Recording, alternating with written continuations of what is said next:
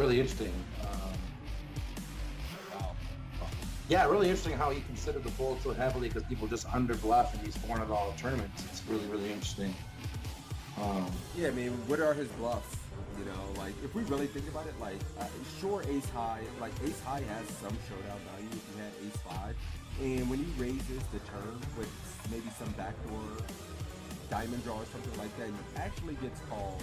And on this kind of board, like what hands do you have that you're folding? And it's gonna have some misdraws and things too. So I think calling is the only option myself. Let's see if Boogaloo got away from it. Ooh, call is 6. So this is close between call. Really interesting. So call is 6, raise is 7,500 is 10 points. And I'm going to say he said that because this is a very bad player. And so he thinks the very bad player is going to stack off here with worse queens a lot. I'm going to guarantee that's what he's going to say. Very interesting, though. I thought call for sure was the right answer. I never am in this spot. I don't know. Interesting spot, too. I think this is a little bit of a lesson for everyone out there, too. A lot of times, the hands we want to float with, like this one, are better as raises. So this kind of falls in that category. Yeah, and he was kind of an echo chamber for us there, saying, you know, we just get better hands to call and worse to fold. Yep. Like he's going to have some gut shots in his range. He's going to have spade draw. He's going to have king X. And we kind of know, I mean, we kind of identify kind of what cards are going to be bad for us on future streets. And we're aware how to proceed on those cards. Absolutely. So yeah, that's a very good point, man. You right.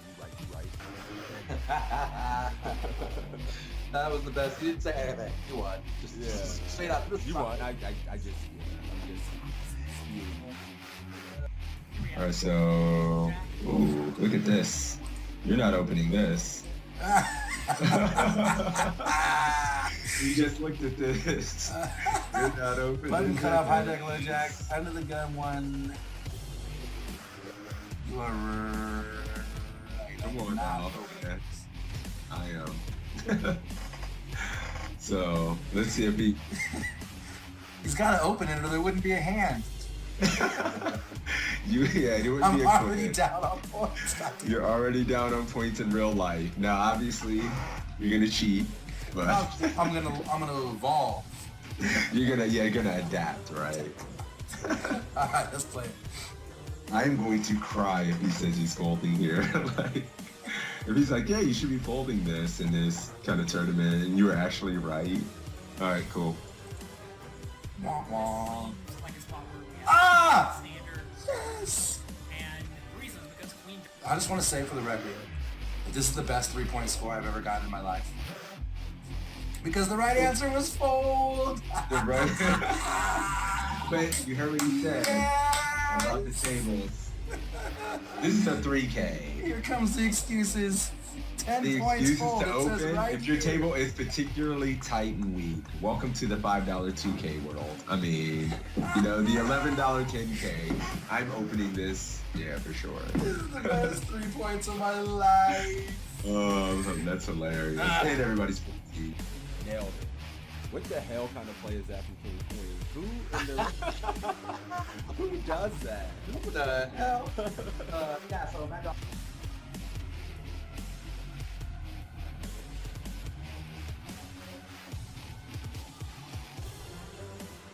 Jonathan Little's an absolute crusher, so it's nice to have him. Yeah, I agree, and I Just always love coaching. playing right after sessions like this because I feel like my brain's warmed up. I'm thinking through things, and so it's a good way to start your session for sure. Right.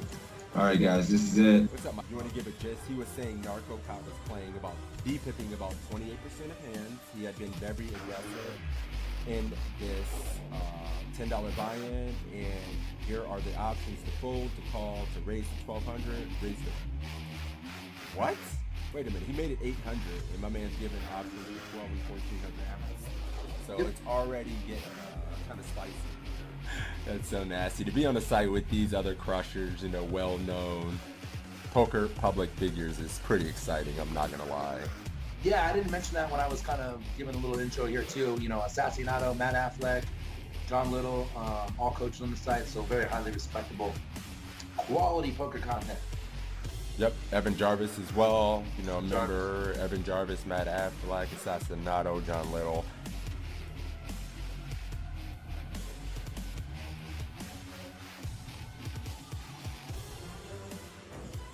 Yeah, so I guess that just makes sense. He just have the ace of clubs in his hand. That's interesting, though. I How thought many that was points you got? interesting. You didn't do that bad. 45. I like how you just pat me on the back. You didn't do that bad. Well, yeah, good job, buddy. Like, The back. I remember I got the higher score in the first one. So, you know, we're 1 for 1, buddy. I just want to know. Calling, guys. Let's see if we're good. Similar situation. That's pre-flop? I think pre. All right, guys, we're checking, I guess. Oh, for fuck's sake. One of the things I teach people when it comes to poker is when you can get to the turn and there's an opportunity. When you're facing a min raise or just a touch more than a min raise, and there's an ante in play, which is going to be the case in most tournaments, I think, going forward, you want to defend pretty wide. If your opponent's making a 2. All right, cool. You're going 1,400. I'm going 1,400, guys. I'm gonna go call with the arm and just see what happens. All right, and I would fold in game though, for the record, in case that's the winning end.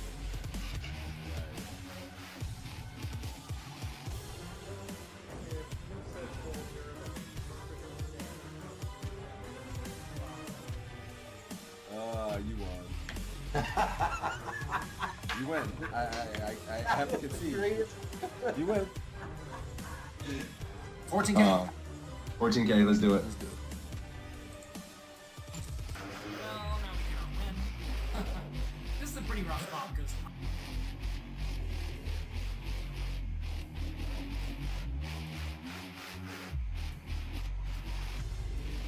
damn it. Mm-hmm. Where do you gonna get my chat? They like naughty things. They like just beer, alcohol, you know. All right, let's do I can do a $10 ACR giveaway. A $10 ACR giveaway courtesy of my man Toe. For me beating that ass heads up in this. Sorry. No, we'll do this. We'll have to do it at least once a week, man. And then, you know, we'll do it every week a couple times. So it's a tie. I guess we got to give out $10 to each other's communities. We'll just do our own $10 free roll for each. Or does that sound fair? Yes. Do you know what this means? You win. I give his chat $10. Take it. So that's cool because we have 2 ties and then a win from you and a win from me. This is like the epic battle. It's perfect. It's great. Yeah, we're even Stevens. This is awesome. Take it. I love it. You know, Stop. We got a giveaway going. Let's run the giveaway for the $10 ACR winner. Closing the giveaway. Drawing the winner. My man Sebs are getting the $10 ACR giveaway for this one.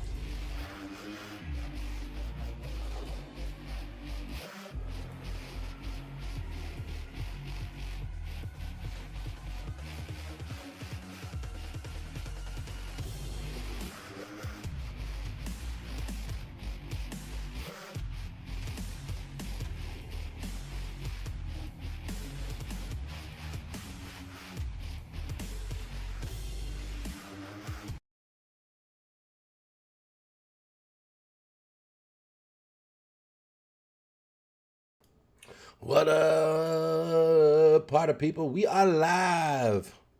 How you guys doing? It's Saturday. This is our chance. Sixes is on vacation before he comes actually here to crash for the WSOP. And so this is our chance to get better than him. Let's do it, baby. Poker Shark, what up? Gripst, what up, buddy? How you doing, man? We have got, listen, this is great. I'm not sure. Are you coming for the series? I don't think you are. But we need to get you on this damn stream, Grips. We had the schedule. We both fucked up. Then I got swept and you got caught up in your cool promotion you're doing with bras. We got to get together, homie. We got to get together. We got to get you back on this stream, my man. And if you're not playing the series, like, it's perfect timing because you're around. Oh, you're going to try and get down here for a week or something? Sick. So in that case, we definitely got to hook up. And hang out at least for a little bit, my brother. Poker, what up? Stinky, what up? How you guys doing? Contrast to the man, the myth, the legend. Meatball, what's going on? Cyrus, ow! Six is on vacation this week, and then next week he crashes at my house for the series. So that's what's up. So this week we're We're flying solo. One toe, sorry for missing the claim. As I thought withdrawals are done, I closed the stream, woke up to his message. Oh, Fanny, it sucks, buddy. Yeah, we had someone, we had an extra one that I wasn't aware of. And then I drew and we had a feeling, because we were streaming late last night, right? So we were pretty sure you went to bed. Unfortunate. Super unfortunate. All right, guys, so let's kick this sucker off. This is the Poker Coaching Study stream. Let's get that shilling going here. Exclamation point PC in the chat, where you can get a link to sign up for free. You get 20 free quizzes, big blind charts for 100 blinds or more, and a few homework assignments. So check that out. Thank you, Praying. PC Discord is the next link he posted out there. Make sure you check out PC Discord. The best free content online for sure.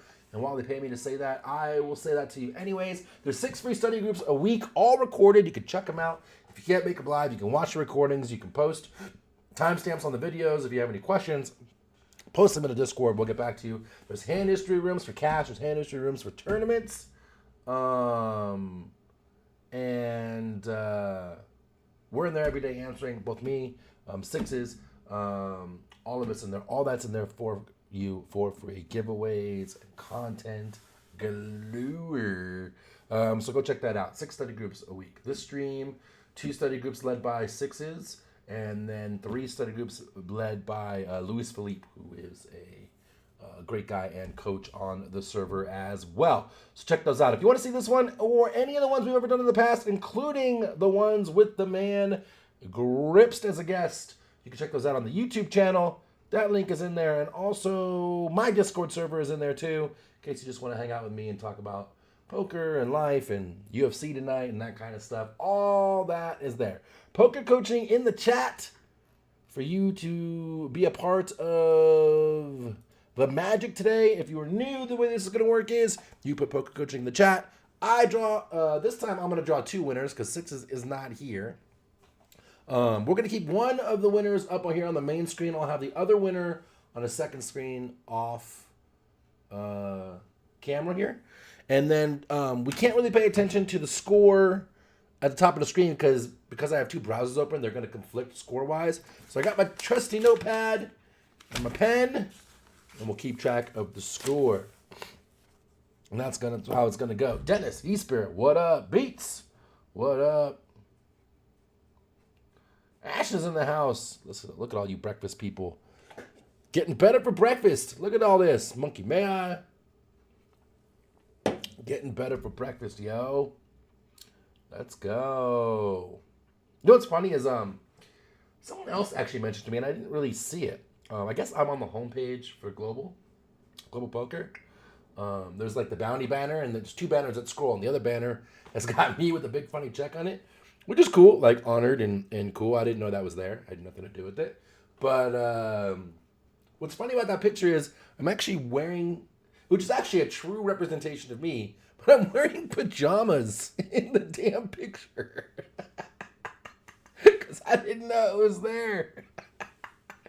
So that's kind of funny, which is pretty accurate because I don't leave the house and I'm wearing pajama bottoms now, and I wear pajama bottoms probably 80% of my life I spend in these comfortable, fuzzy pajama bottoms of some sort. I thought that was funny. A brag post. It's true. It's true. That was the brag post. Oh, funny. Yeah, I can't really maybe I can't show you. Let's see. You just gonna get crazy? Let's find out. Browser. And yeah, that ain't gonna work. Review. Nah, ain't gonna work. We're screwed.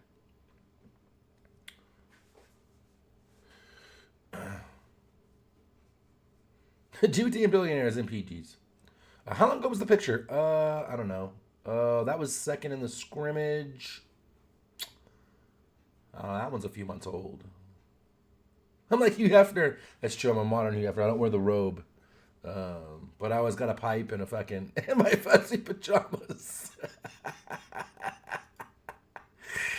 All right, cool. Let's pick winners.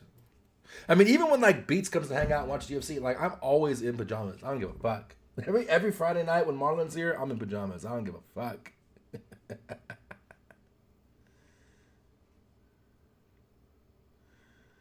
Hey, they want me to dress for I want to be, so I wear pajamas like Toe. I love it. I love it. It is a secret to my success. You have to have, happy ass, happy life. Isn't that what they say? All right, let's try 2 winners. Winner number 1, Mr. Stinky. We're going to keep him up on the main screen. And Stinky going to go up against Meep. Oh, my God. It is legend on the global streets. We're talking about 11. We're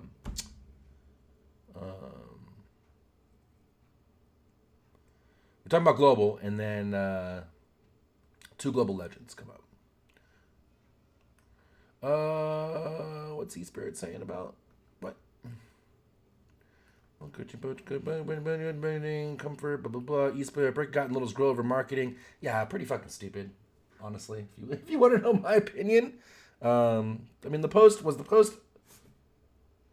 generic, maybe a little, right? But like there was still good stuff in there, and like what the fuck does he expect? 1 and 2, like. Why go out of your way to shit on a post that does not affect your day or your way and just to shit on it? I don't understand why people do that. Lots of people on the internet do that.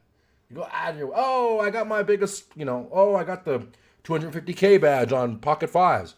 Yeah, but how much did you lose, right? Like, everyone's got to shit on everybody. Makes no fucking sense. Makes no fucking sense to me, man.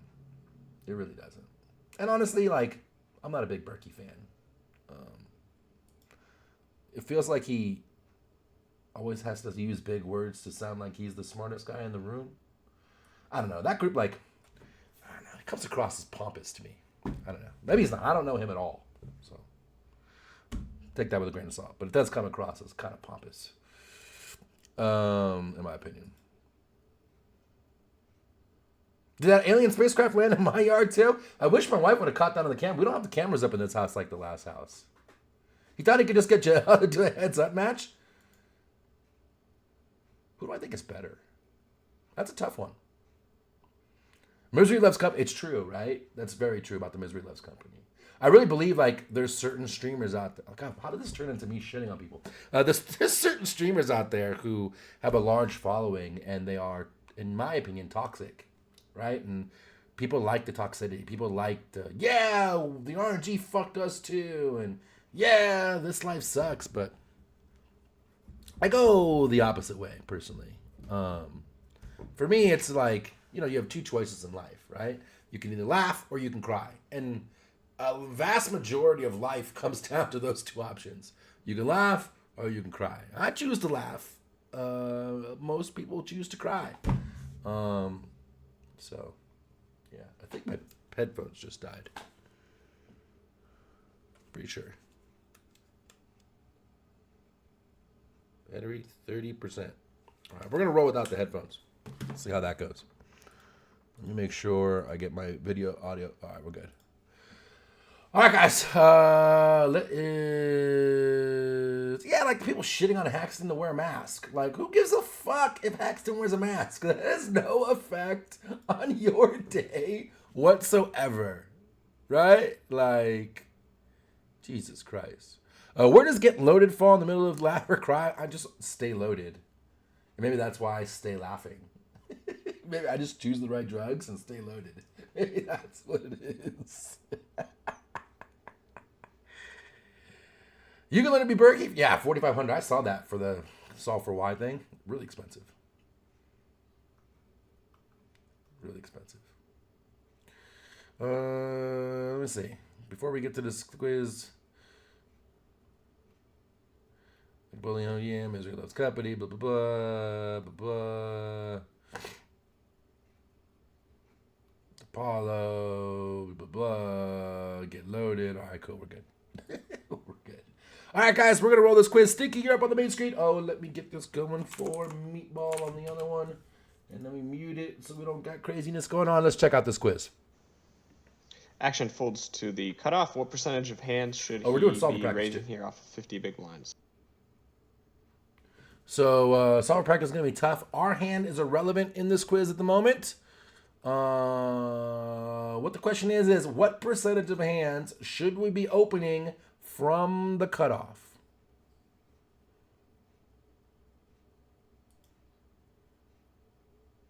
Contrast. Yeah, weird that mask got politicized. I don't know, man. Like, did a mask work? I don't fucking know. I mean, I don't really get in this political shit, but did a mask work? I don't fucking know. But it's literally like the least you could do, right? Like, it's certainly not worth riding over. I got real problems, right? And if you choose to wear a mask, again, like, makes no fucking difference in my day. I don't give a fuck. You do you. Sting going 33. 33. Lots of 33s. 23 for Poker Shark and a 40 for Monkey May I.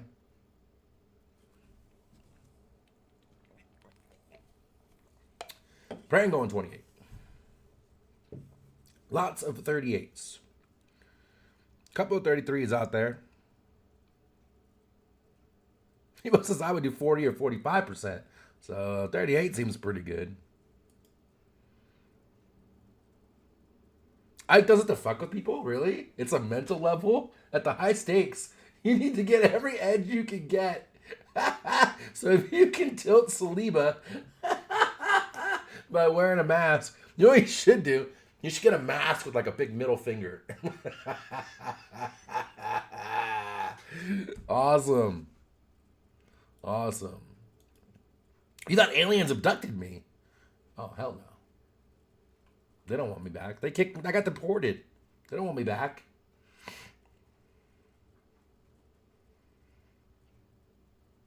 Yeah, it's one of those big fat M90 masks. Those serious no joke masks. Axton is freakishly good. He's one of the best ever. Yeah. Yes, Trev and Jocka separately, randomly, who they would get coaching from, and they both said Haxton. Yeah, I mean, the guy's one of the best in the world. For sure. One of the best ever. For sure. All right, so back to the quiz. Meatball said 38, and Stinky said 33. It's going to be between 33 and 38, generally speaking. 40 to 45, way too big. You don't want to be playing half your range here, right? Like, are you opening, like, 9-6 suited and things, 9-5 suited and stuff from here? Seems a lot. Seems a lot. You're gonna fold some of that junky stuff. You're definitely gonna fold a bunch of offsuit stuff here, right? Jack 5, Jack 6, Jack 7, or in the cutoff. So yeah, Jack 7, Jack 8, things like that. So yeah, between 33 and 38. If I had to guess, it's probably 38, but it's somewhere in there, somewhere in that range. Yeah, fine. We got Sneaky on the main screen going 33. We got Meatball going 38. So let's check it out.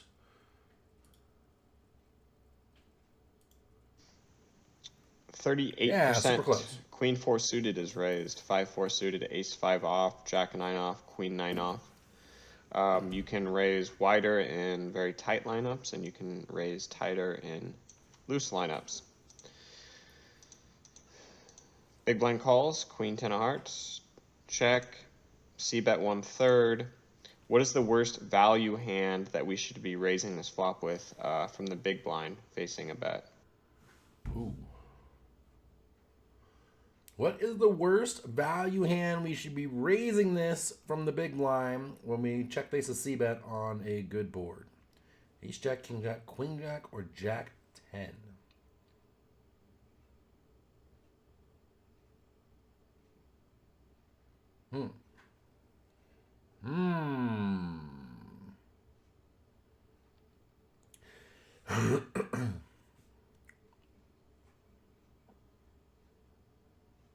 No, 9-7 suited's not bad, but that's why I said like 9-5, 9-6. You know, like those start to get too gappy. Right. What is the worst hand we'll be raising here for value? So are you raising Queen Jack in this spot when you check and face a C-bet? Are you raising Jack 10? Are you raising King Jack when you check and face a C-bet? Or is it Ace Jack only? Dennis is Ace Jack only. Ashley says King Jack. Contra says Queen Jack.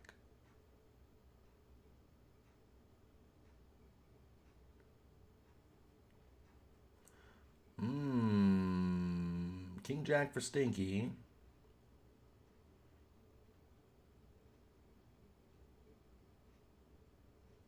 And Meatball going Queen Jack. This is a hard question.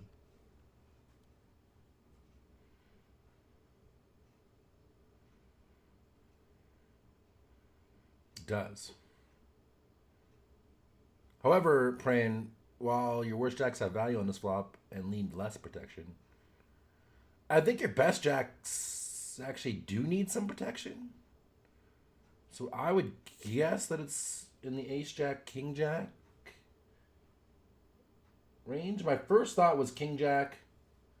My second thought was ace jack. And I've been kind of like tossing those up.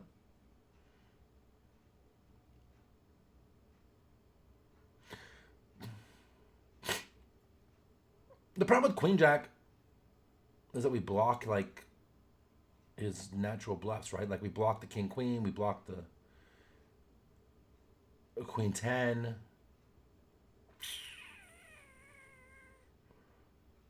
Which is kind of like why I am leaning toward ace jack.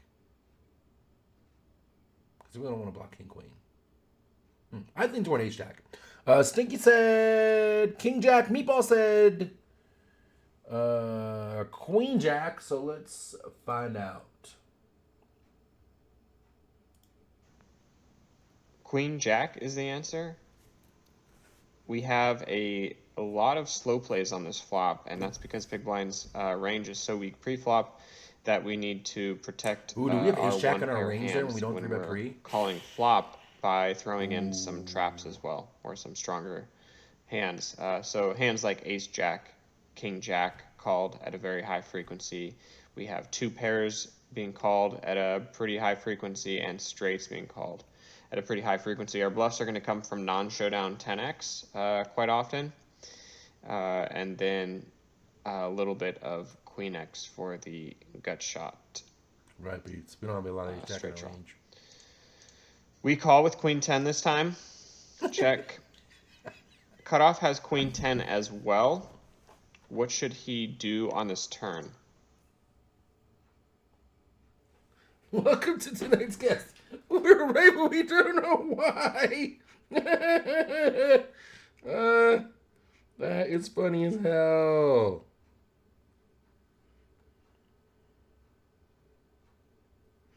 Yeah, it's not ace jack because we don't have ace jack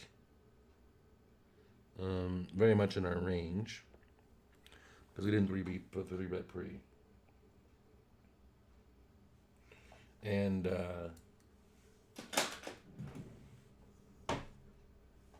I really think you want them to have a king in their hand, so having a king in your hand kind of sucks. Fuck, I missed the question. What was the question? How long was the video? I might have to listen to that again. A minute. All right, hang on. Queen Jack is the answer. We have a lot of slow plays on this flop, and that's because Big Blind's range is so weak pre-flop that we need to protect our one pair hands when we're calling flop by throwing in some traps as well, or some stronger hands. So hands like ace jack, king jack called at a very high frequency. We have two pairs being called at a pretty high frequency and straights being called at a pretty high frequency. Our bluffs are going to come from non-showdown 10x quite often, and then a little bit of queen x for the gut shot straight draw. What's the first value hand you We should call know? with queen 10 this time. Check. Cutoff has queen 10 as well. What should he do on this Got turn? it. I'm cool. Got it. 80% pot. 80% pot. 80% pot. 80% pot. Monkey Man says overbet. Because it's Romero. And he overbets a lot. 80%. 80% for Dennis.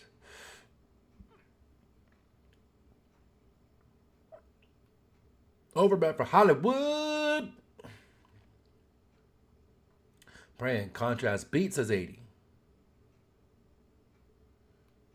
Cyrus says 80. Stinky says 80.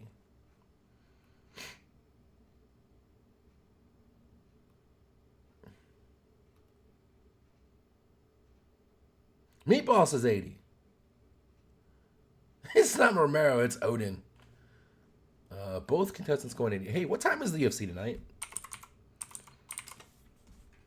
I want to watch it today. I don't want to miss it. Oh, cool. It's the later version.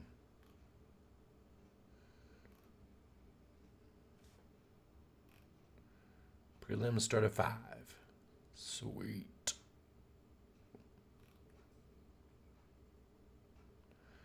Undercard starts at 4. Sweet. So right away, who's fighting tonight? Amanda Nunez is fighting. She was supposed to fight Julia Pena, but Pena I think got injured, so she pulled out, and she's fighting I think ranked number 4 fighter. I forget her name. And then Charles Oliveira and Darian Bardouche, whatever the fuck his name is. Yeah, want to see Amanda Nunez fight. So we definitely, I'm pretty positive we don't have overbets on this board. And the reason being is because you generally don't have overbets when straights and flushes complete. And there is a straight on the board. So, that leaves 80 is like the only option. I'm pretty sure it's 80. I'm kind of leaving on 80. Both contestants win 80. Let's find out.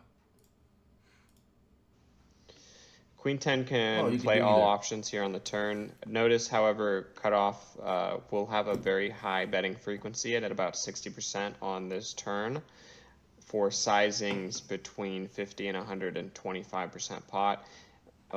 This board is very good for the cutoff's range. He has a lot of pairs, sets, over pairs, straights, and then also his bluffs will have significant equity when called. So we're expecting a very aggressive cutoff here, and that's why the big blind is playing, slow playing so many good hands in the flop, 2 pair, and straights being called at a pretty high frequency. So the cutoff does check back here with Queen 10, 5 of spades on the river. As the big blind, should we bet larger here if we have would never King check Jack back. or Queen 10?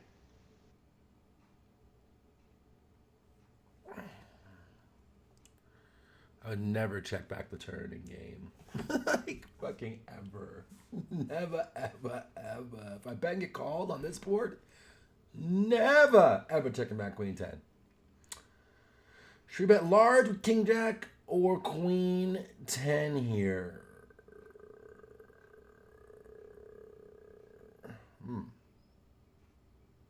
Queen 10 for Stinky. Queen 10 for most. Yeah, not that, but when you bet and get called, like, they're going to have a ton of Jack X and pair and draw combos, and all that's going to call a turn bet. And if you bet and they just fold an 8, like, that's cool. You're probably not getting value from an 8 anyway on later streets, right? So, yeah, I kind of hate the check by the cutoff player in game. Most people see in Queen 10, Cyrus Contrast says King Jack.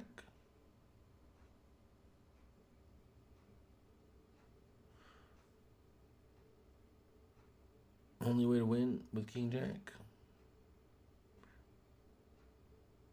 Meatball going smaller with Queen 10 and larger with King Jack.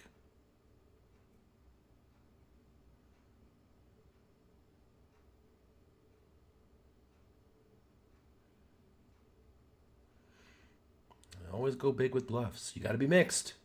You got to be balanced, Contrast.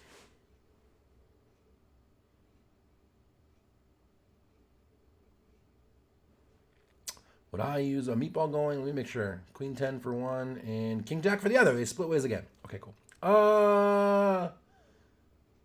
When it goes check, check on turn.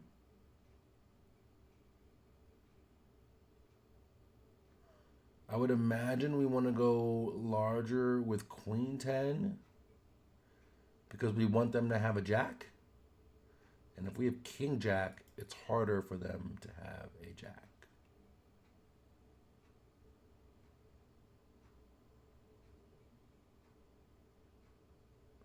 Pete says the opposite.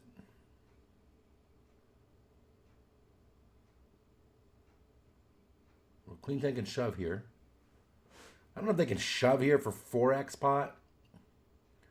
They can certainly hammer the fuck out of it. Yeah, I think we bet larger with Queen 10 than King Jack. We want them to have a Jack. That'd be my guess. King Jack for Meatball, Queen 10 for Sneaky. Let's find out.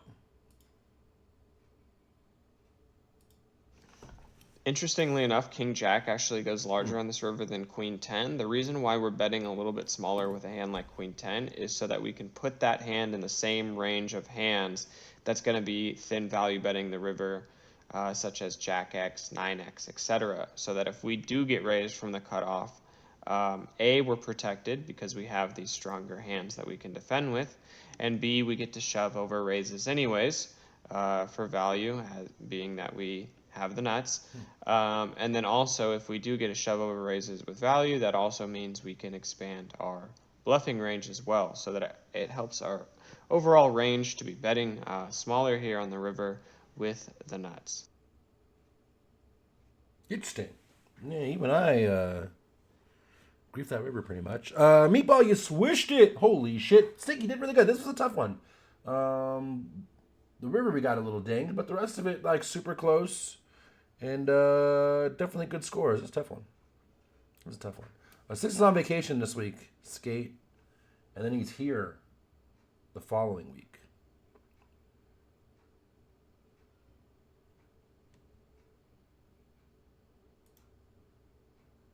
Contrast, why would neighbor like that be a banned word by the auto mod? The fuck?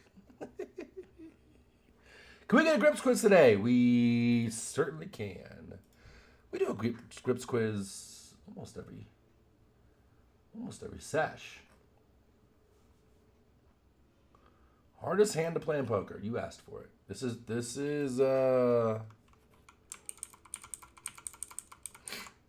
Monkey's fault. All right, let's think of a new keyword. Oh, you went Meatball. Let me know how you want your money. All right.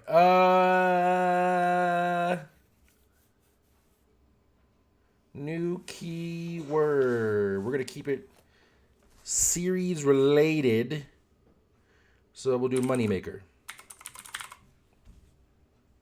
Moneymaker, the keyword.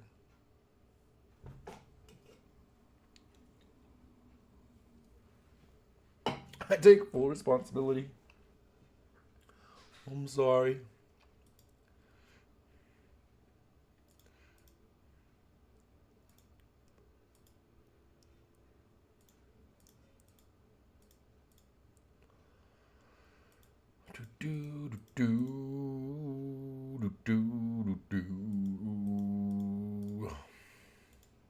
Let you guys get in there for a minute.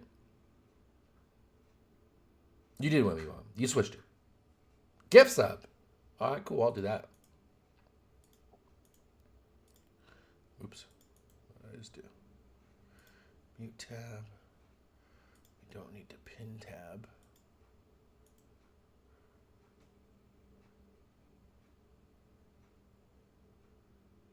I did something weird to this tab. Wow. All right, cool. I'm going to do that while you guys are getting your shit in there. Do gift sub.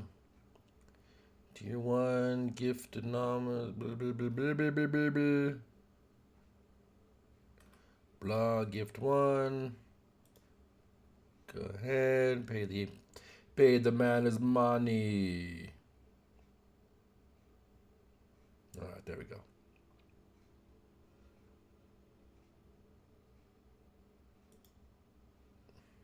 I think I realized where I clicked wrong. Cool. All right, guys, let's draw a winner. Winner number 1. Oh, shit. He comes in and he fucking just binks that shit. Winner number 1, and on the main screen is Mr. Skate. Going up against old legendary battles today. The Wiz. Oh, shit. The Wiz. We're doing cash games, though. So I don't know how good Beats is going to do here. Let's play this quiz and find out. Hello, Poker Coaching members. Evan Jarvis here for PokerCoaching.com, coming at you with another cash game quiz. Today we're playing some 51 No Limit Hold'em over on GG Poker. We've got ourselves into a decent cash game here. Action starts with an under the gun open to 250 from someone who only has $62 in his stack. Well, 65 to start the hand. So that's important to note. Big blind is less than a full stack. Other ones are probably regs. So action on you, Pocket Jacks. What do? Do you fold, call, raise to 750, or raise to $10? Oh, there is not going to be no goddamn cat jam keyword in this fucking stream. We're getting a break from that fucking shit.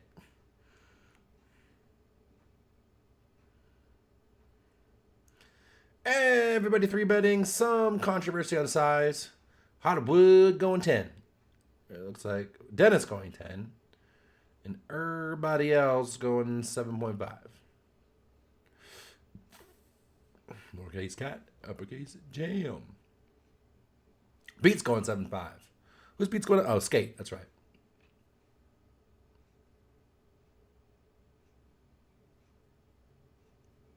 Skate going 10. Beats going 7.5.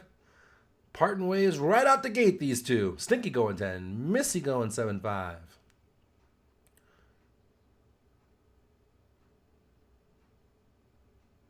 Hot takes always like more than 3x these days in cash for 3 bets in position.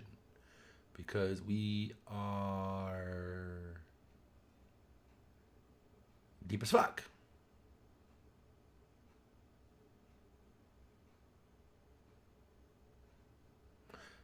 Pray, did you make this predict with channel points? Because I didn't do that shit. And it's kind of cool. What solvers are you using, this Beats? Of course he did. Damn, I made him a mod and shit's happening on the stream I've never seen before. I guess that was a good idea. I mean, I think the standard is 3.5, right? Or 3-ish. 3-ish in position, right? 4-ish out of position. It's like, just though it's been always kind of taught in my head. If you went 4x here, like, I guess for only 60 bigs against this one player, 60 bigs effective, 100 bigs deep, 3, it's got to be 3. It's got to be 3. All right, Skate said 10, though. We're going to have him on the main screen. Beats, 7.5. Let's find out. Against a player who is likely on the recreational side and likely on the overly loose side, we want to be isolating with Pocket Jacks. The hand's too strong to fold, and we don't really want to call to invite everyone in to play a multi-way pot. We have the best hand the majority of the time against this player's opening range. He has less than a full stack. We want to isolate him and set ourselves up to be able to put a lot of pressure on and get a lot of value post-flop. Since we're not playing deep stacked, I don't think there's any real need to go for the larger sizing. So I think going around 750 is just fine. We got folds, and the big blind, surprisingly, cold calls. So make a note of what you think that range might look like. This player, again, looks to be on the looser side as well, although it is over a small sample size. We've only been in this game for 8 hands. And the under the gun player folds. So we're heads up going to the flop. 5, deuce, 7. 2 spades, 1 club for a flush draw out there. We've got the overpair. Opponent checks to us. Stacked pot ratio about 4. What should we do? Should we check, bet a third pot, bet 2/3 pot, or bet 1.5x pot for $30? Right away, controversy. Praying says 2/3. Ashes says 1/3. 1/3 for Cyrus. Best way to play jacks is the fold 3. Hollywood going 2/3. Skate going 2/3. 1/3 for Dennis.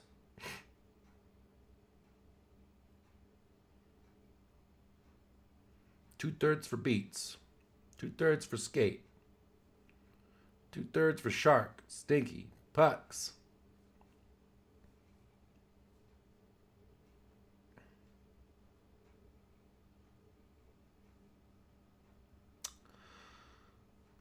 My first thought was a lot of times we size up on like a 7-high board with things like 8s and 9s and 10s. However,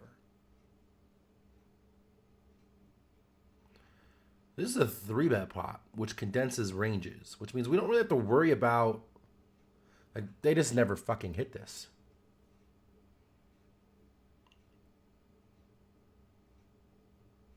When the guy cold calls a 3-bet and he never hits us. I mean, I'm kind of leaning 1/3 because it's a 3-bet pot.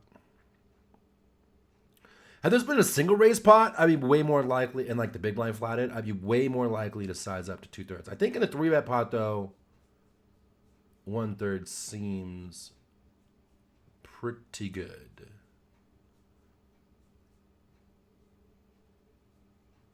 That would be my thoughts on this one. Both these guys are going 2/3 pot, though.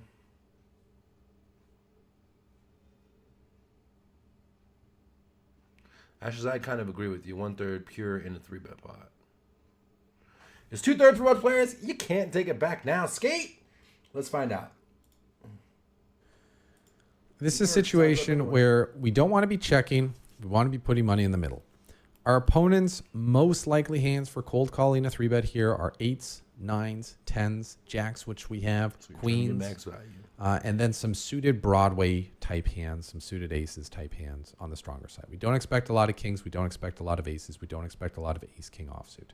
So what is the sizing that's going to get us the most value against the majority of our opponent's range? And I think that that's actually going to be the 2/3 pot bet here. I think 2/3 pot ensures we get called by those overpairs, discourages the floats from the overcard type hands that we really don't mind folding out and protecting our equity against. Sure. And it also sets us up to probably be able to get all in by the river, if not even on the turn with a small overbet. We can go $13 here. Our opponent calls. We're going to have about 46 in the middle with just over 70 behind. So less than 2x pot behind, which I think is pretty optimal. In game, I decided to go for a 3rd pot because I was just doing that pretty much with my entire range on this board. And it's a fine strategy as well. Just with our particular hand, I think going larger is a little bit better. And the stronger our hand is, queens, kings, aces, the more inclined we should be to go for that larger sizing because there are more strong hands in our opponent's range that can pay us off. Whereas in this case, where we have jacks, we have to be a tiny bit worried about queens. Whereas when we have kings or aces, we don't need to worry about that hand. Yeah, we can't really solve this. We bet a 3rd pot. Our opponent just calls. Turn is the 3 of clubs. Opponent checks to us. 2 flush draws on the board now. A wheel draw also possible for those ace-high type hands. What should we do?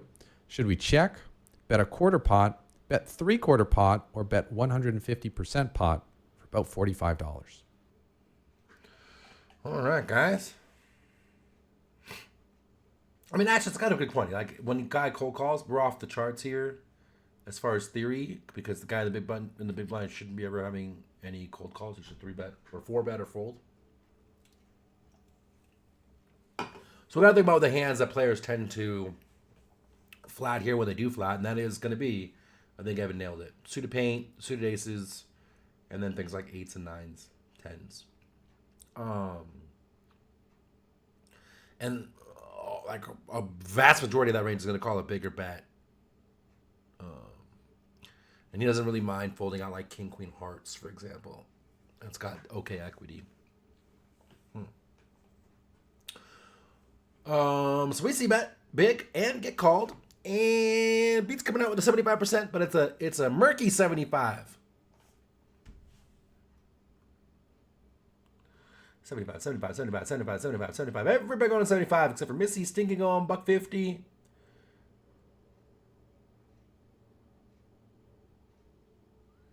$75, $75, $75, $75. I would argue 4-6 probably not in the range because this is a cold call with 3-bet.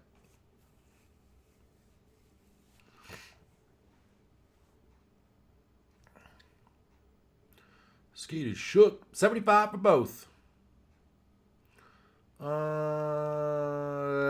Yeah, again, I don't think we overbet when straights come in. But we do got to size up because backdoor flushes got there too. If it's set 150, I wouldn't be 100% surprised. Only because things like, again, 4-6 and 5-7, 2-3 and 5-2 and 7-3, like those are not in range. So we don't have to worry about those. We only really have to worry about set of 5, set of 7s, and then like ace 4 suited. Everything else, we're pretty good in the hand. But yeah, 75 seems good. 75 seems good. Beats, you want to go, Skate, you want to go 150? I got you, Skate. I'll get you $1.50. I think you got it in time. My person would go 75 here as well. Let's find out.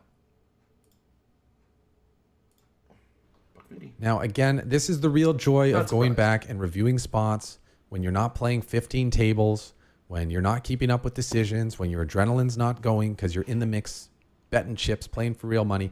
That's It's a easy string bet. to be objective, see the spot for what it is, and find the best decision. Dennis. Upon reflection, I definitely don't think we want to be checking here. We want to protect our hand. We want to continue to get value from hands like 8s, 9s, and 10s. We want to get protection against those ace-high type hands that may have floated the flop due to the small bet size and now have a gut shot.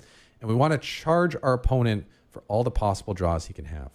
25% pot is not going to get that done. It's going to price him in to go for those draws. 75% pot does accomplish that. But with how many bad rivers there are, I think that the best play here is actually to go for a 150% pot bet and basically commit our opponent to the hand. I don't think 70% this was type of 8. player who cold called a 3-bet is going to fold an still overpair a in this good situation. option. And there are 3 overpairs our opponent can have, 8s, 9s, and 10s, that we beat, and only 1 overpair, queens, that he's likely to have that beats us. So if we can overbet here and get a continue from our opponent, we can basically play for stacks where 75% of the time, we're going to be getting in with the best of it and only be getting behind 25% He doesn't have of the 4-6. time, if that. So he's only got ace 4 suited. So I think the best play is 150%. In game, I bet 75%, because looking at the stack sizes, You are tied. we should still be able to get all in on the river. Once our opponent calls here, there's going to be about 90 in the middle, and we have 50 behind. So it's a half pot bet. It's easy to get all in by the river. The problem is there are so many scare cards that can come. Spades, clubs, 4s, aces. There's so many bad cards that can come that can kill the action that it's better to get in the large bets on the earlier streets flop and turn before those scare cards come so that our opponent will feel compelled to go with his hand rather than having the chance to get away because he's got a bit too much behind when a bad card comes on the river. Speaking of bad cards, how about the 4 of spades? Flush draw completes, wheels get there. Our opponent checks, 90 in the middle, 50 behind. What should we do? Should we check, bet $10, It's like that bet fucking $30, card. or go all in? It's like the nut worst card. Everybody's scared, check.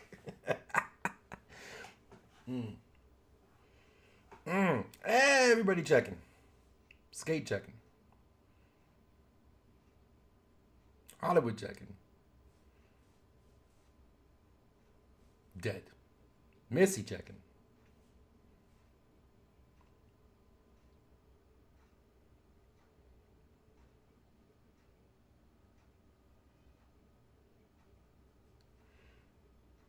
Stinky jamming, don't give a fuck.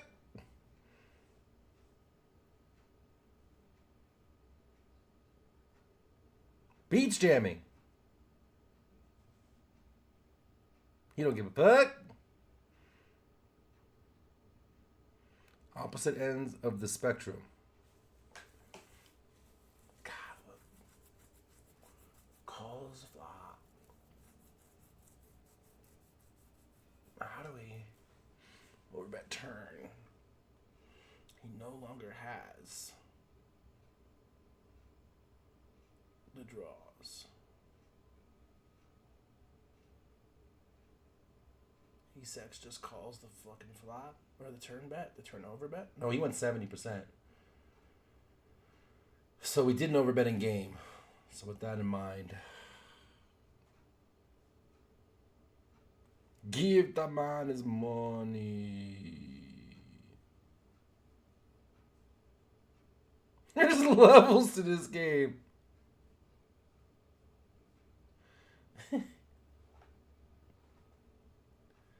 My thought is like,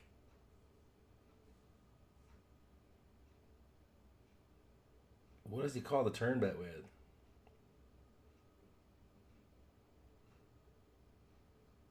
I want to bet so bad.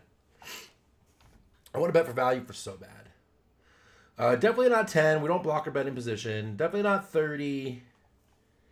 I think we got a lot of small bets in position. Shit, I got to sneeze. Excuse me. We found out tons of, yeah, it's just I'm kind of feeling the same way. And we fold a lot of his bare ace-x on the turn. Oh, this player is splashy. Thank you, Contrast.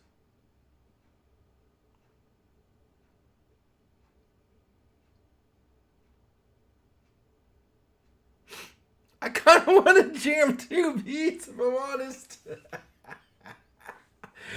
Let's find out. And this is a situation where You blew even it, though Beats. our opponent can still have 8s, 9s, and 10s, which we do beat, it's very hard for those hard for them hands to to call call because we a have a lot river of bet ace-x. when the board runs out, as it does. Now he loses to an ace in addition to all the overpairs, in addition to the spade draws that we can have. And the majority of our range has his pocket pairs beat. So I think going for value here is a little bit too thin. It also opens up the door for us to potentially be betting into a hand that's better than ours, being a wheel straight with the ace or a flush draw that's been check calling all the way down.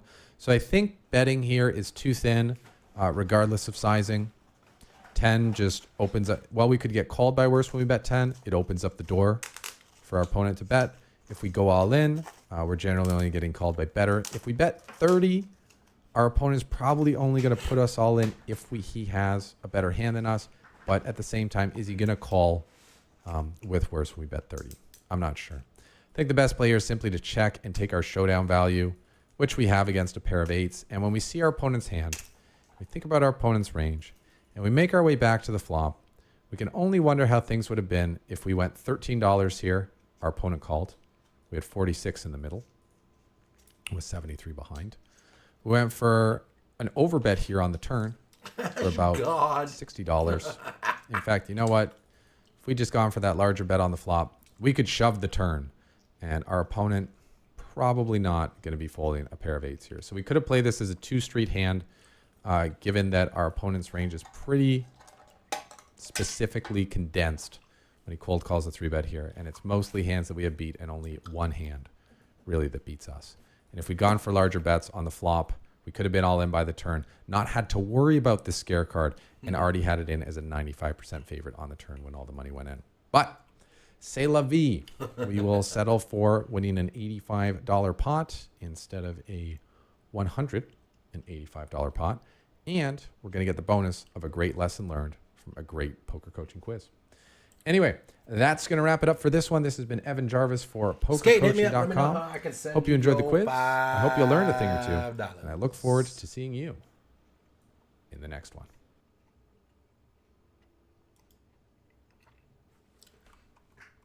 Oh, hang on a second. Someone's...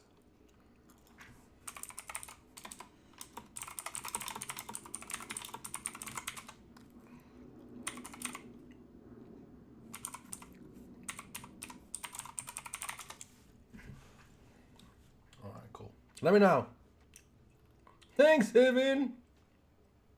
But I won the channel points, he says. There are levels to this shit, huh, Beats? All right, new keyword. Last one was moneymaker.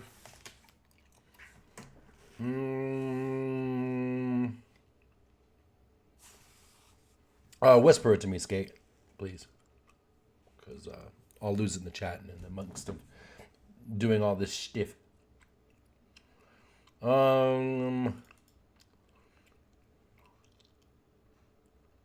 Six is probably drunk. We can do that one. We'll do no 6-6. Whisper or die. No 6-6.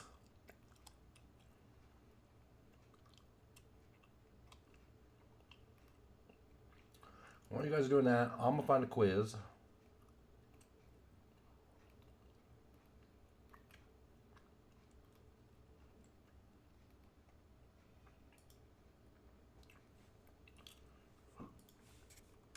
Get a little JL action in this one.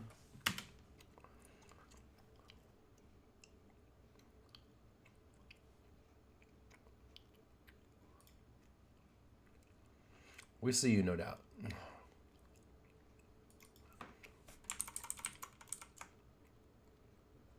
What up, nudist? How you doing, buddy?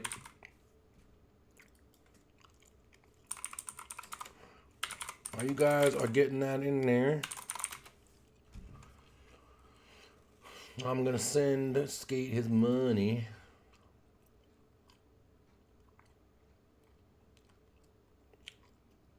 Yeah, what the hell? Contrast? Why would you say something so horrible?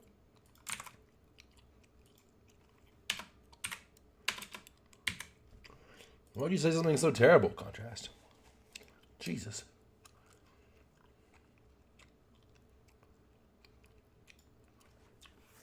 It's one of the worst things ever spoken in my chat. I did get you, Contrast, during the stream. You goddamn savage. All right, cool. We got this JL. Aces in a live tournament, multi-way. What could go wrong? Give me another 30 seconds or so to get in here.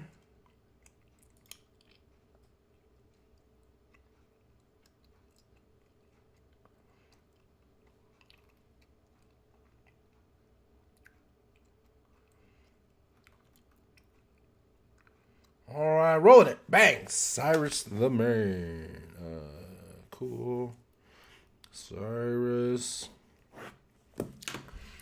going up against Dennis.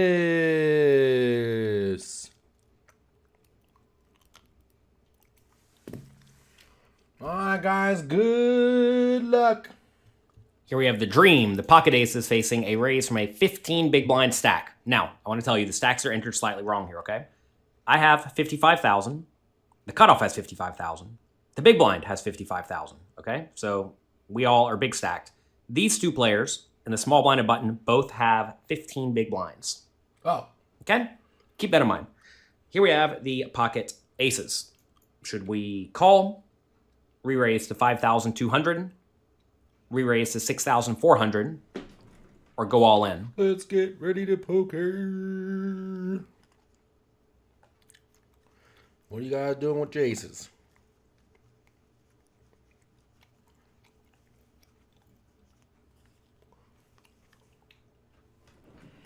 '85's best year. That was a good year. I remember that year. The classic trap, he says. Ruh-roh. Ruh-roh. 64 for Hollywood. 64 for Nudist. 64 for Cyrus and Dennis.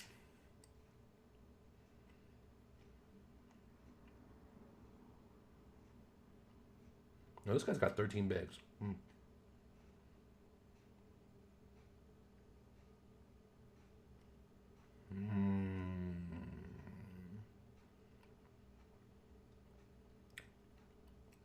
Contrast flatting. Beats flatting. 87. That was a good year too. That was 10.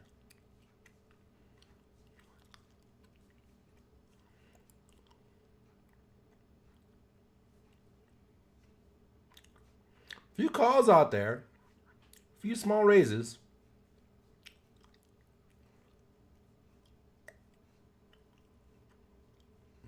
Mickey Spirit wants to know if we can trap. Don't forget that this guy's got 13, but these two players, I think he said small blind and button, are also short stacked.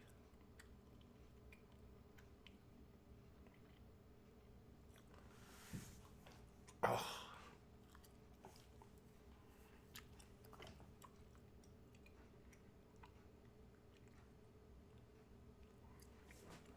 Trap the poor people, says the Spirit. I mean,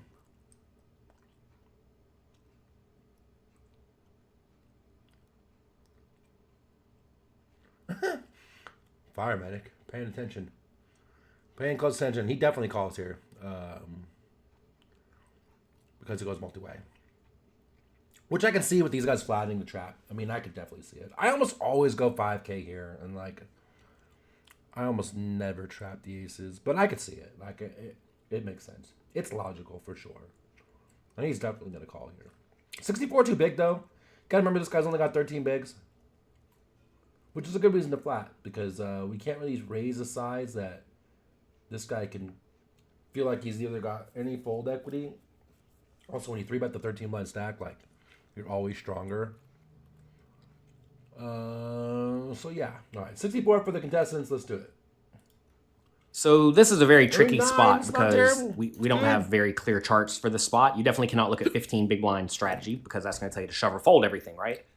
And we're not going to just rip it in for 46 big blinds with pocket aces whenever there are 2 stacks yet to act that are very big. So our real options here are to re-raise to a normal amount, like 6,400, which is small but not egregiously small. That may make the initial raiser think they can make me fold with a shove. Or we should call. Now, if we're playing with effectively a 20 big blind stack or a 25 big blind stack, you're going to find then that the GTO strategy recommends calling with aces a decent chunk of the time. And especially given that there are 2 obvious shove stacks yet to act, I think I actually like calling here a lot. I'm not actually a huge fan of slow playing in general, but with short stack depths and with players yet to act who are highly likely to be aggressive in general, I'm a very big fan of slow playing. So I think this is a pretty good spot to call. But if you did say re-raise to 6,400, I think that's fine as well. I don't think you want to go minimum to like 5,200 or close enough to minimum. It's not actually minimum, I realize.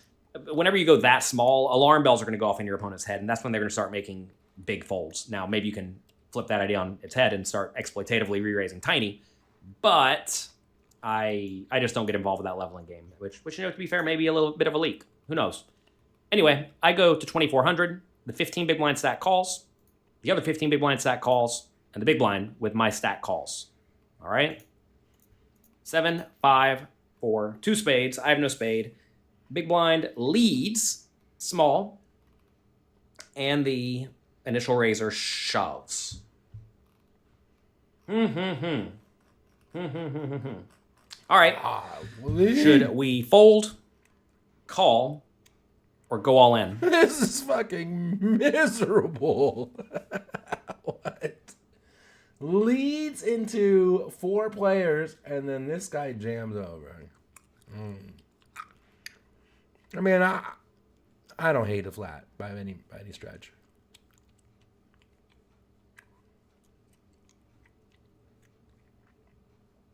This is miserable.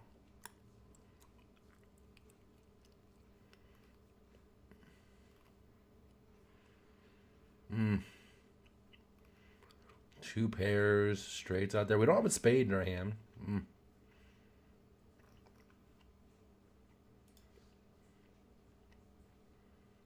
God.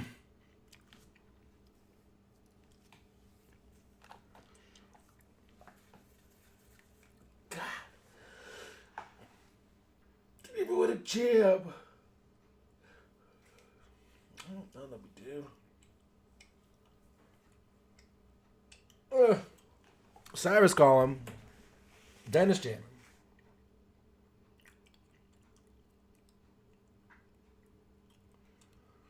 The problem with jamming is that, like, we push out this guy. Or he calls and we're fucked.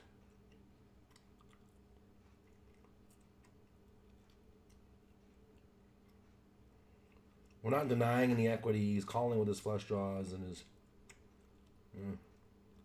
That is true, Brian.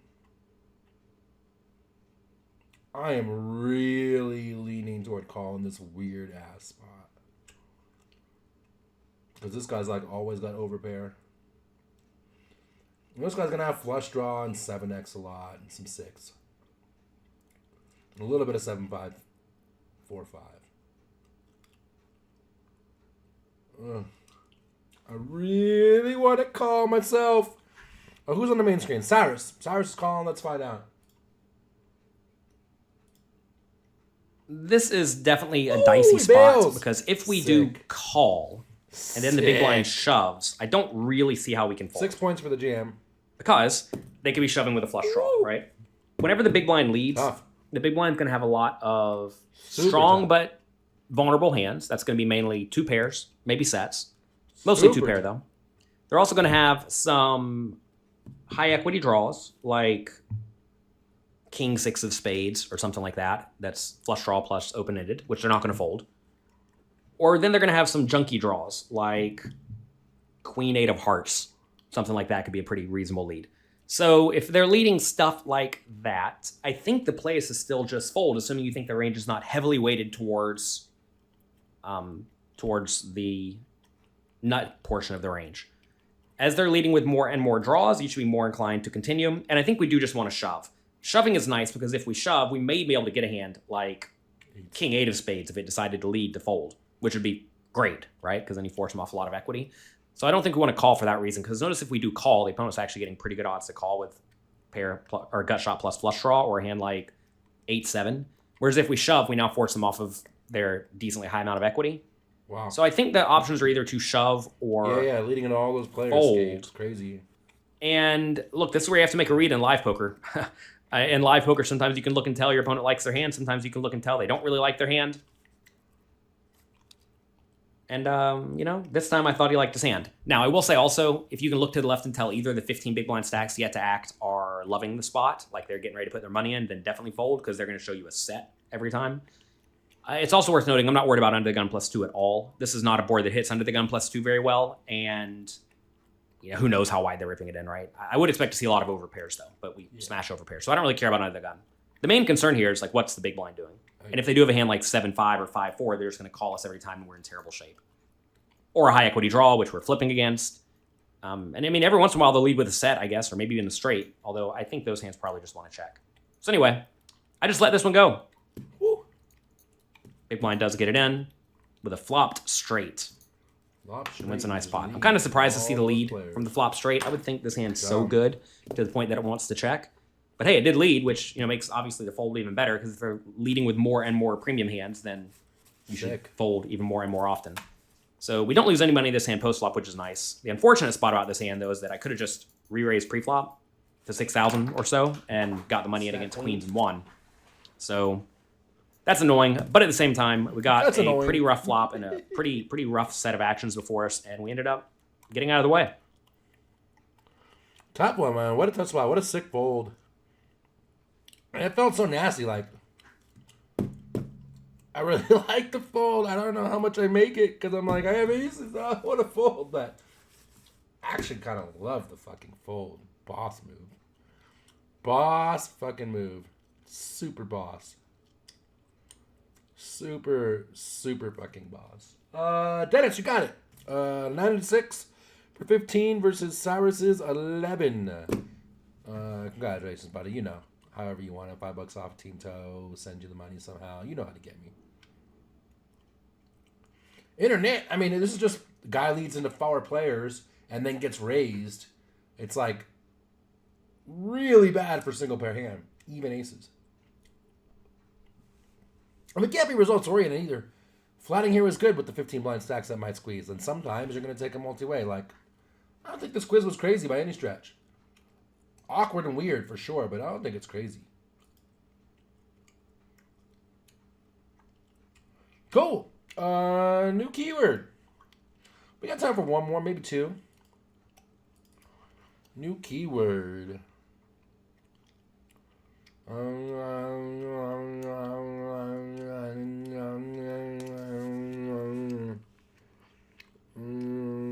Nitty JL. Nitty JL. Ooh, you were close, Pran. You were close.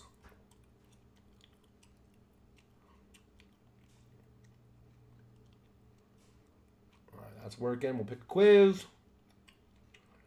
We haven't done Tristan in a minute.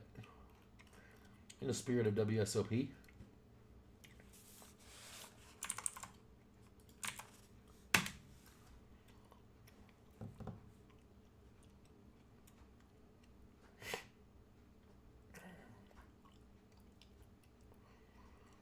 Get on in, the water's fine.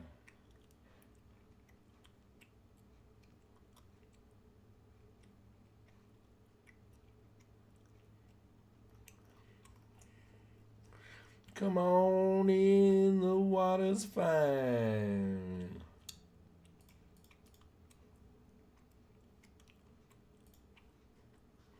Everybody. We haven't had a coin flip yet today. It's just been outright wins left and right.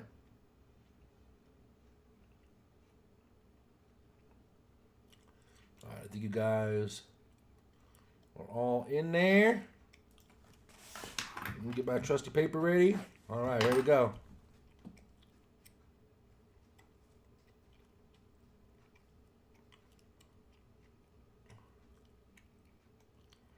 Winner number one. Bang. Oh, Jesus. Here goes my $5 to contrast. Here he is. Here we go. Contrast going up against E-Spirit. Every time I see E-Spirit's name, there used to be a clothing store in like this in the shopping malls in the 90s called Esprit. And every time I see that, it reminds me of that.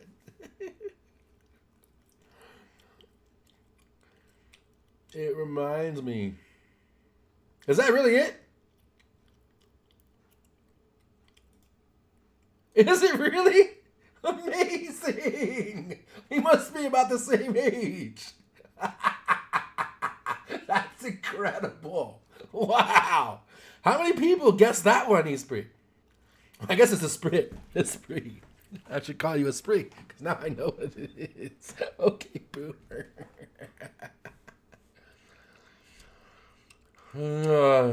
That's funny. Wow. All right, let's roll this thing. Let's find out. What's up, Poker Coaching? Hand number 3 from the WSOP online bracelet event quiz. Kind of low volume, huh? In this hand, we get under the gun +1 to open, who's an active loose player. And what should we do here with Ace-King offsuit? Should we fold? Should we call? Should we re-raise to 2,200 or re-raise to 3,000? All right, who's balancing their folding range? Oh, shit. Do we know anybody at this table? Crane, not really.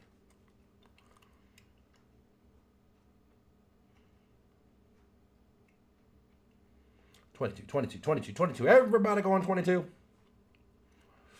There's Jason. Jason's balancing his folding range. I don't know. 40 times 250. Divided by 250, rather. 160 bigs deep.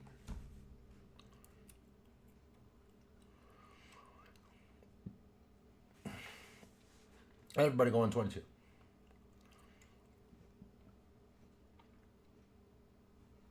Call for shark.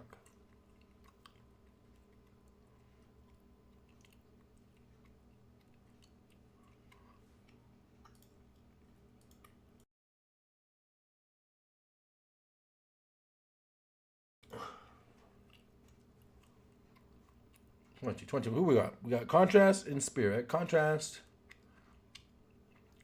hasn't gone yet. Esprit is at 22.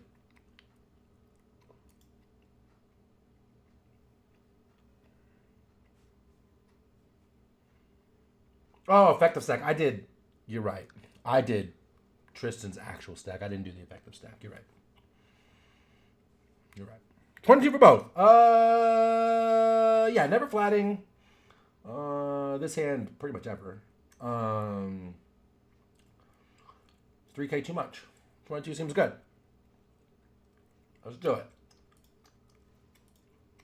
Okay, pretty nice spot for us. We got an active player. We have position on. We have been doubled in chips, and now we pick up a really good hand in Ace-King.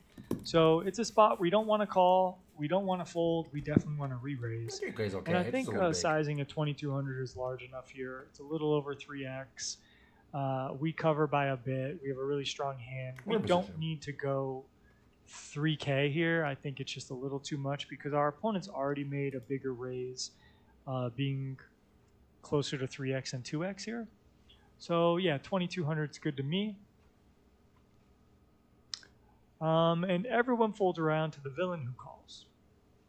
Okay, we get this flop. They check, and I want to know, what should you do now? Should you check? Should you bet 1650 or bet 3000? I think that's a good question, Hero Call. I think you kind of can, when it's like a bunch of asymmetric sizes like this, I think you kind of like average it, right? And say about 20K, 25K is the kind of the average stack, and kind of go with that when you have all these people left to stack behind you. Right, because if this guy had like 12 bigs and everyone else had 40 bigs, is it really 12 effective when we have all these people behind us? Not really, right?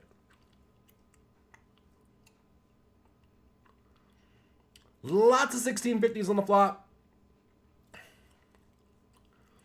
Lots of them. Ashes, Pucks, Dennis, Missy, Cyrus, Stinky, Hollywood, Gab, all 1650. Nudist, Meatball, Beats, Fire Medic, Shark, all 1650. And then a couple of checks in there. Couple of checks in there.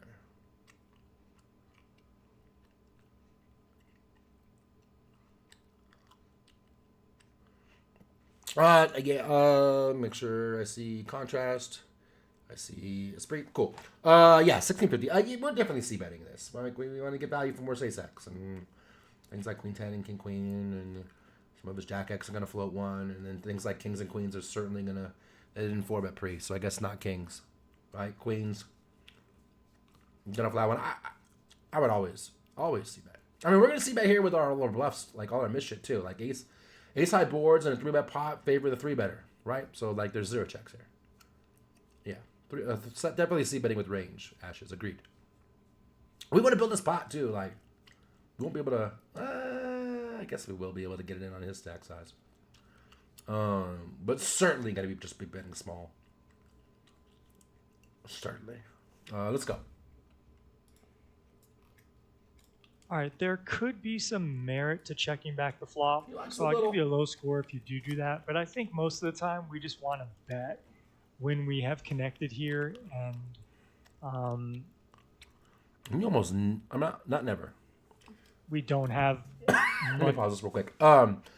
Usually in 3-bet pots, the 3-bet pots that we then c-bet when we have the initiative are going to be middling boards. Things like Jack 8-9, Jack 7-6, Jack 7-8. Those are the boards that you 3-bet pre and then check flop with a lot. Not ace-x boards like almost ever. Like added equity with our hand. We had like ace king of hearts, then maybe you could get a little tricky, but I think at this point you just want to start taking control of the pot as you have it and getting value for your hand. So when it comes to sizing, it's really important here. If we were deeper stacked, I think a bigger sizing would be a little more used. Sure. But since we're up against a shallower stacked kind of active player, I think just the small sizing is mandatory here for this spot. So 1650 should be default, and I give that the highest score. Something in that realm, right? Even if you bet 1,000 here, I don't mind it. And that prompts our opponent to raise us here. To fuck. Almost 3x. So what do you think we should do now? Should we fold? Should we call? Or should we go all in? A little worrisome, 3-bet pot. Slightly. We got a pretty good hand. Call starting to stream in right away.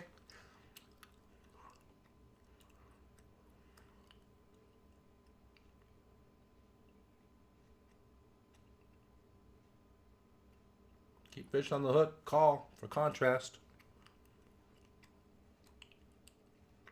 Everybody calling. Except for Hollywood. Hollywood getting in now. Beats running it. Meatball calling. Shark running it. Spree calling. Both contestants calling. Balance our folding range. Good question, Brian. Good question. I mean, SPR's fuck, but we're getting it all in. I mean, there's going to be a few exceptions. There's some bad turns, right? King actually isn't the greatest turn, but it's a good turn. Queen kind of sucks. 10 kind of sucks. They just get a lot more 2 pairs and things. Other than that, I don't give a fuck. And it's not like they're going to take an ace-x hand and call 3-bet pre, check raise the flop, and then check fold turn? Yeah. I kind of like calling too. Jamming can't be bad. I kind of like calling too. Let's find out. All right, so we have an active loose player raising us on the flop when we flop top pair, top kicker. That's exactly what we want. Great. We got our first And coin it's gonna flip. pop. Folding is out of the question. Let's 0 call it points. heads or Calling, tails. I give you 10 points here. And going all in, I give you 2 points. Just because, like, sure, you could play it as an all in here. You have top pair, top kicker. Your hand's strong enough to just get the money in. This person could just stack off with another ace, blah, blah, blah. But I think the best way to do it Esprit gets to is call the to contrast. You play the always spot fucking as win. like an open range kind of situation where our opponent doesn't know if we c-bet this board with a weaker I would hand. argue he doesn't have any and bluffs we're, with this raise. You know, just have like a Jack 10 suited here or something. Going into the turn, something weak going into the turn. Granted, we might not play a Jack X that way. We might just check it back on the flop. But you know what I'm saying. Like, this is a board we're gonna just c-bet a lot. So when we have the top of our range, like we do here, it's nice to slow play. So we do call, and the 5 of spades comes off, and our opponent goes all in. And I'm not even gonna ask you what to do here because we should already know. It's an easy call.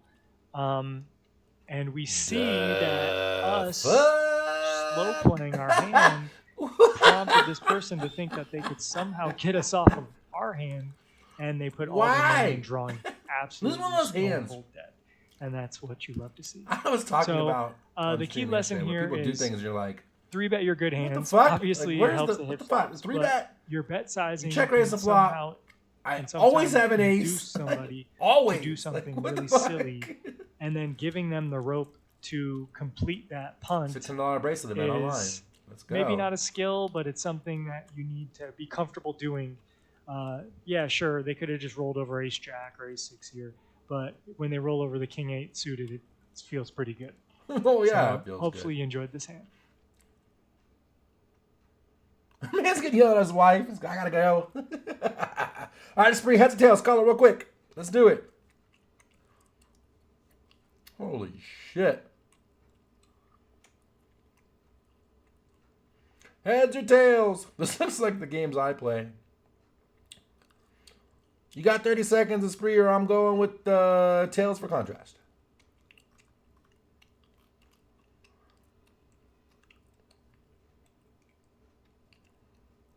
Heads. All right, you called heads anyway. Let's flip it and find out.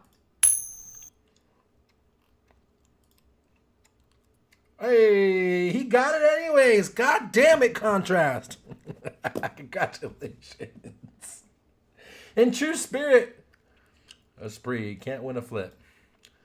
Can't win a flip.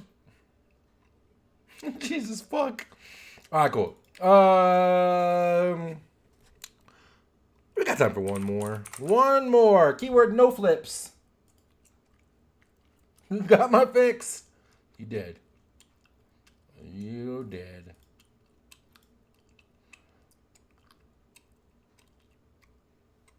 All right, while you guys are doing that, we picked the last quiz of the day.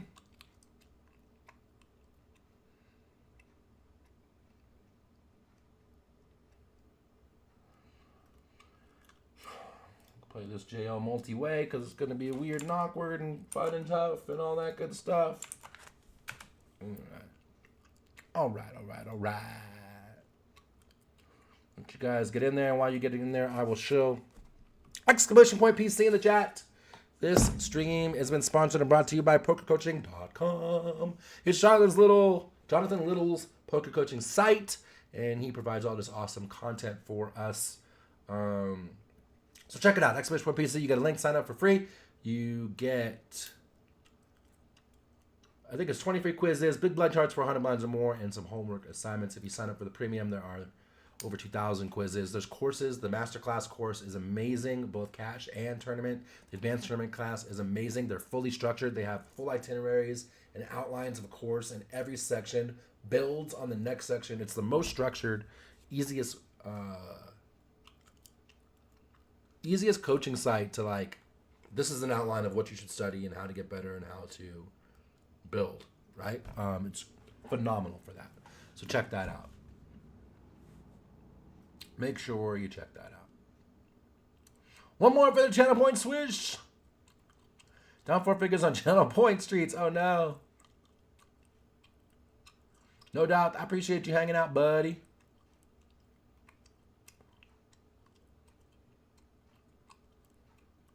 Fire Medic, I appreciate the kind words, my man. I appreciate it. Another thing.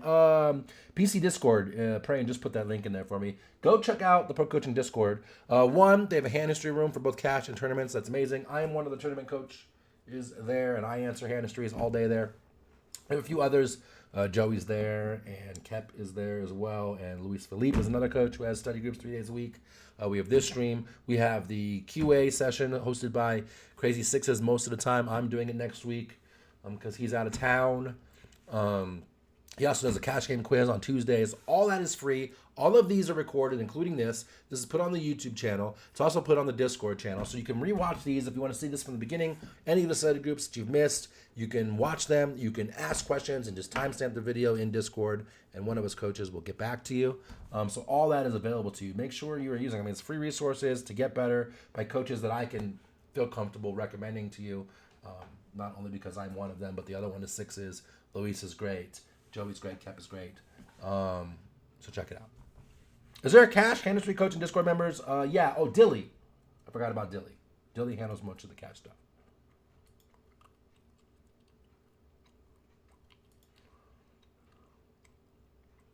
You get a lot of blanks. You don't get a lot of response, eSpirit. If that is true, I will look into that for you. And we will do better. We will do better.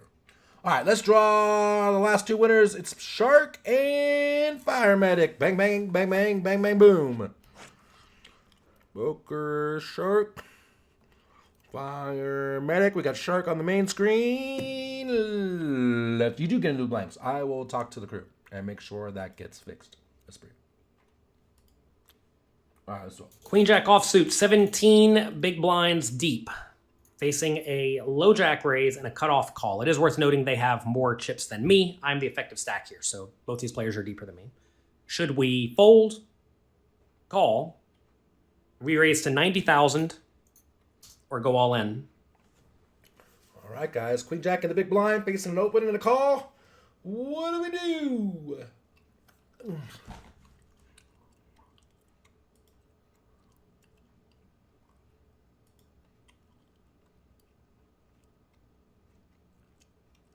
Who will win? Everybody call.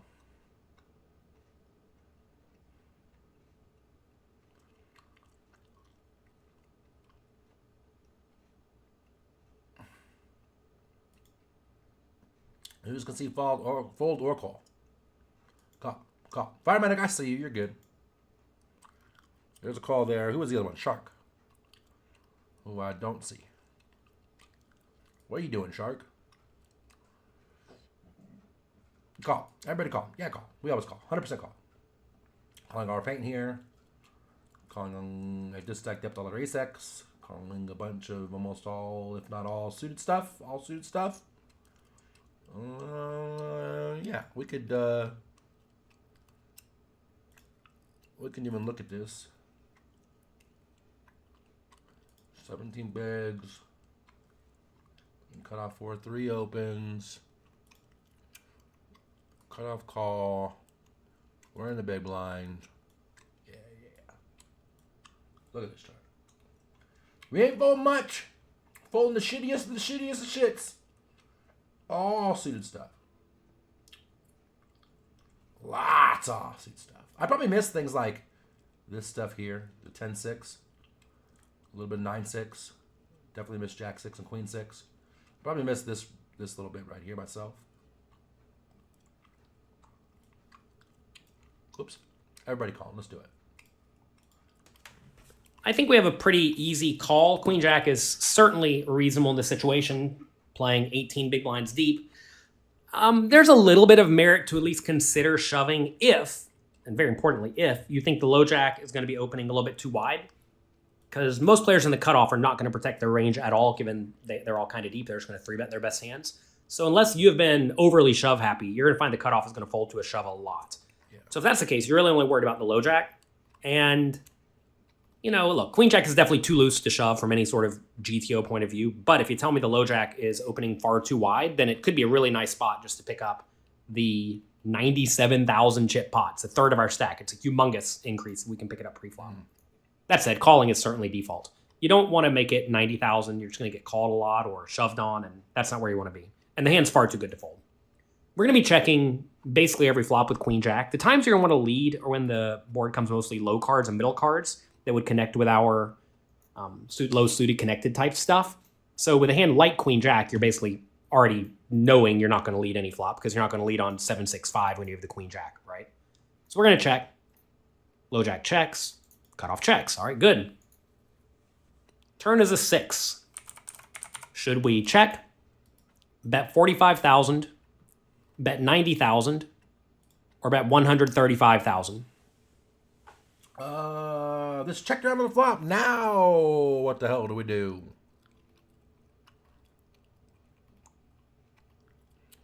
Now what, folks?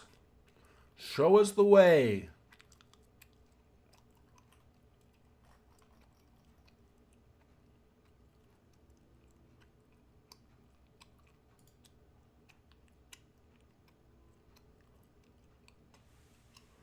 $45K for Medic. $45K for most. 90 for Cyrus. 90 for Dennis. Lots of 45s, lots of 90s, and a check from Mr. Beats.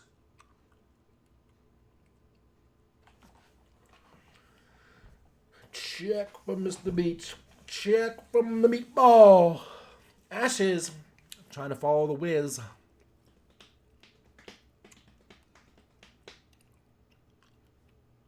$45, but if the whiz is checking, everybody's shook. 90 for Hollywood.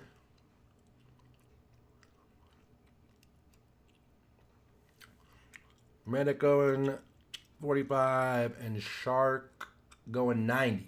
I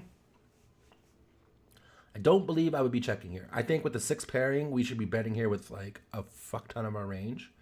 We have all the 6. They have none of the 6. They're also super capped. They have 0 overpair. And the low jack still has some jack checking in the middle, but the cutoff has 0 jack. So we are targeting a very small range. I would lean toward 45. I would go small. I think. 90 just doesn't ever get called. If I thought 90 would get called, I would like 90. But I don't think 90 ever gets called. I think we just go small.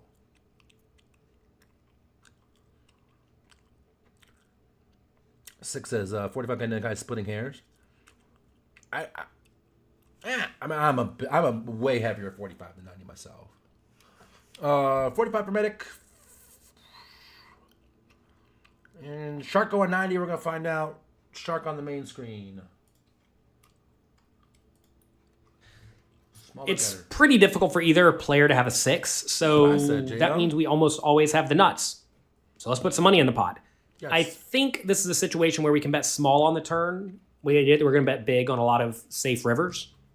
And big means probably all in, because notice if we bet even 45,000 on the turn and someone calls, it's going to go up to 200K. We're going to have about 200K left, and we can make a pot size shove for not even necessarily thin value, just good, strong value.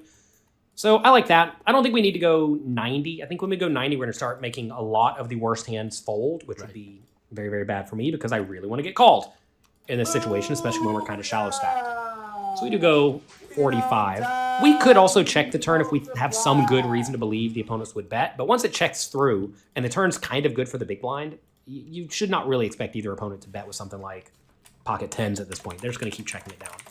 So we bet 45. Low jack calls. River's an 8. Should we check, bet 50,000, bet 100,000, or go all in? All right, guys. Bet get call. What do we do now?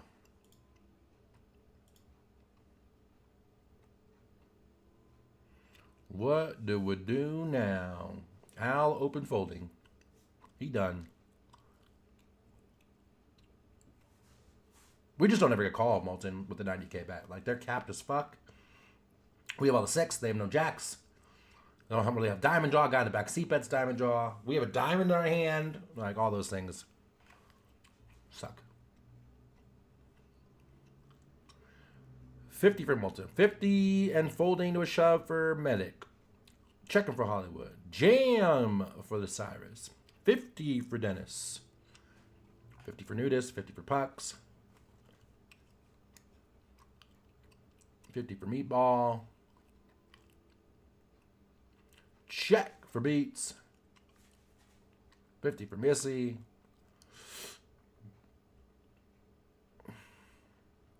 Shark checking. Okay, so check for Shark. Medical on 50. I never check. The problem with checking is that, like, if we check and he jams, are we calling? Do we call because he's got missed draws? Are we comfortable? Like, is that... Oh, man. Like, so ugly. But we can bet 50. Get called by 9s and 10s. Get called by a little bit of worse Jack X. And never have to worry about getting raises the bluff, 1. And 2, checking and facing like a fucking jam or checking and facing some massive pot. Like, I like bet folding way better. Ashes as well. Shark checking. Medic betting, let's find out. Make sure I got that right. I'm pretty sure I do. I do. This is an interesting river because it's actually really, really bad for me, I think. Because I would it always. substantially downgrades my hand. And if you think about the hands that the low jack would check the flop with, it's going to be a whole lot of hands containing an 8 or maybe a 6. And all of that just got there. Also, you have to presume they're going to bet a lot of flush draws on the flop. So what do they have? They either have an 8 or a 6 or a pair, a middle pair, right? So, well, a hand like pocket 10s call if I bet the river. I mean, I don't know. Maybe. It's probably close. If I check and the opponent shoves, can I actually call? Whew. That would be a tough one, actually. Right. So this is a pretty rough scenario where I actually think the right play may be to check fold, given the way this exact spot ran out. Because what are they really playing in this manner that I beat? There's really not a whole lot of hands that would play in the manner where they check back flop, call turn, and then jam river if I check. So it's a pretty nasty spot. So look, the question is, should I just bet the river? Should I just shove? And I think shoving is probably thin, but okay. If you told me you wanted to go all in, I don't mind it. We could also make a small bet of something like 50K, but that really does open the door for the opponent to shove, which would be pretty miserable. I don't even know what we're supposed to do if they shove. It'd certainly be a tough spot. So anyway, look, I think the default play here is to check and see what develops, and I actually don't hate the idea of check folding. As weird as that sounds, I mean, given you all know I'm a bit of a calling station, this is a spot where it's just so easy for the opponent to have an 8 or a 6 or maybe even a slow played overpair that will all go for value on the river. And the thing is, if I don't think they have a lot of busted draws, because a lot of the busted draws would bet the flop, and I don't think they'll value bet / bluff with an underpair, then like, what are they really betting with, right? It has to be super polarized. And if I can't come up with that many obvious bluffs, then it's probably just a good hand, right? Anyway, check this time. That's good. When it goes check, I win every time. And we do win. And they made it easy for us on that one, thank goodness. Check is okay. If you don't think this guy's got a bomb, and I don't think he's got very many bluffs. God, what does he have? Pretty tough. I wish we could have seen his hand. Check is less than 50K triggering bluffs. Yeah, I mean, I don't know that 50K triggers bluffs. I think 50K just stops you from getting bluffed. And you can get caught by worse. I think that's the thing. Winner is Fire Medic. 24-2. Poker Sharks 23. He pipped him by 1 point. Pipped him by 1 point. Well done, guys. Fire Medic, let me know how I can send you $5. Super close one. Super close one. All right, guys, that is a wrap for me. I appreciate you. We will see you again next week. Thanks for hanging out. Thanks for the follows. Thanks for the subs. Thanks for the love. This was super fun.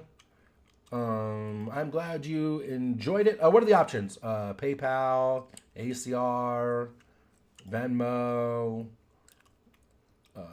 gift sub for yourself, carrier pigeon, smoke signal, Morse code. Let me know. Just whisper me. And that's it. We're going to throw the host over. I need to stream some more. Yeah, I noticed, I kind of fell out of it a little bit. I mean, the honest answer is it kind of got boring for me in that, and some of this is my fault in full disclosure, where like I was streaming to the same 50 people every day that like just weren't even talking back to me, right? They weren't even coming in and saying hello. They're coming in and getting their learn on and hanging out and hopefully getting some value and like watching me play / talk poker, but like weren't really interacting very much. And it just kind of got boring for me. That's why I still do the global stream. When Machine Gun's here, super fun, chat super active. And like I said, some of that's my fault. It's my job as the streamer to induce the chat, right? But I felt like I was kind of giving away cards face up, giving away my thought process, giving, and not really getting a ton in return, if that doesn't sound too terrible. You know what I mean? Maybe I'll come back to it. I'm always on the Friday stream on Global Channel. I always do this one because they're super fun for me and super interactive. Well, maybe I'll come back. I've actually been thinking about it. The great thing about me streaming is that one, I talk out loud through my hands, every hand, so that actually helps me. And two, it stops me from getting distracted and doing things like Netflix or Candy Crush when I have a few tables left. So that's good for me and definitely value for me. Yeah, man. I ain't going nowhere, though. One thing you can always count on is Toe will be at your tables. All right. We're going to throw the host over to Miss Vu. Deja Vu. Give her some of that love. I appreciate the follows. Like I said, all the links have been passed out enough. I don't think we need to show this shit anymore. I do got a great community and a great following. You can always catch me on my Discord channel as well. ! Discord in the chat. I've been thinking about coming back anyway. All right, guys. Thanks for the love. Thanks for the kind words. Thanks for the support. I will see you soon. Peace. I should have done that after I waited the 10 seconds for the raid. And peace.